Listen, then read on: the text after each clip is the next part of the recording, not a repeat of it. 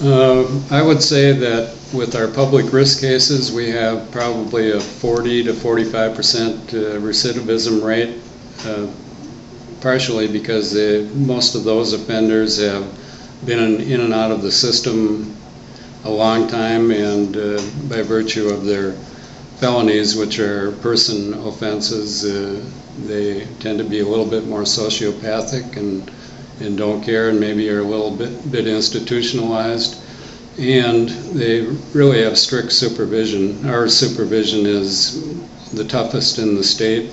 There are many conditions of release to follow, and if they violate any of them, if it's a minor violation, we'll generally do what's called a restructure of release, but after that's been done once, if they violate again, then we'll bring them to a hearing to determine whether their parole will be revoked.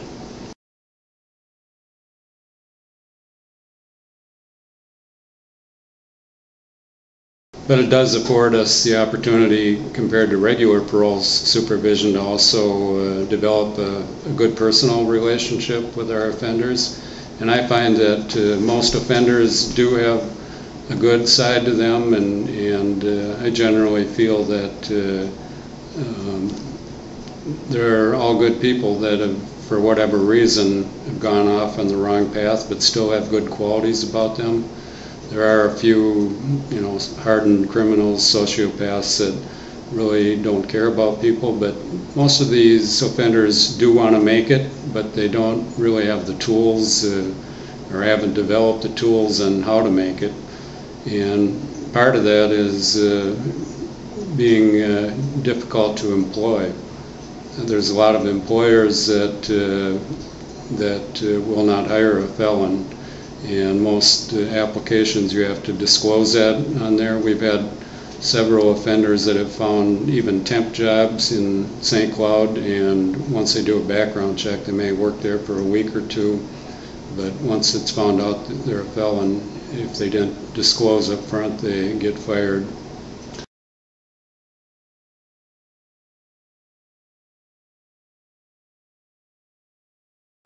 When they're on our supervision, they can never be out past 10:30 at night, and they can only work in the counties we supervise, because we're required to do work visits too, to make sure they're actually going to work.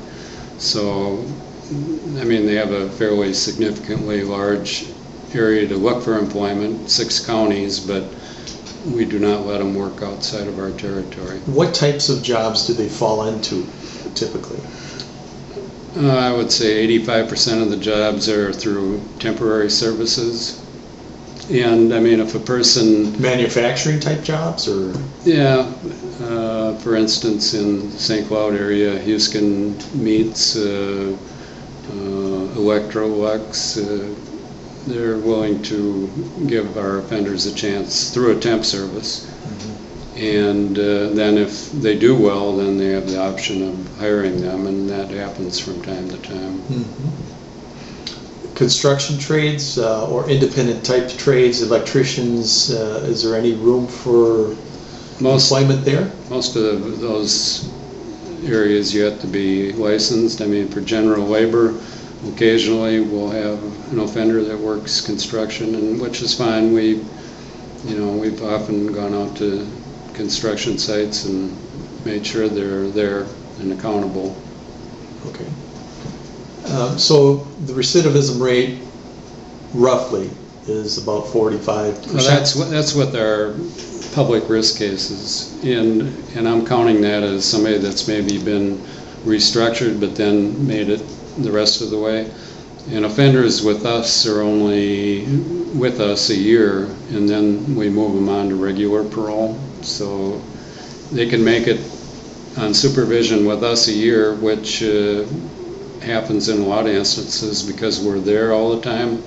But I also find that once they move to regular parole and they're not being seen as often, they tend to believe that they can get away with a little bit more. So offenders at that point sometimes reoffend or recidivate. Anything else? No, I just,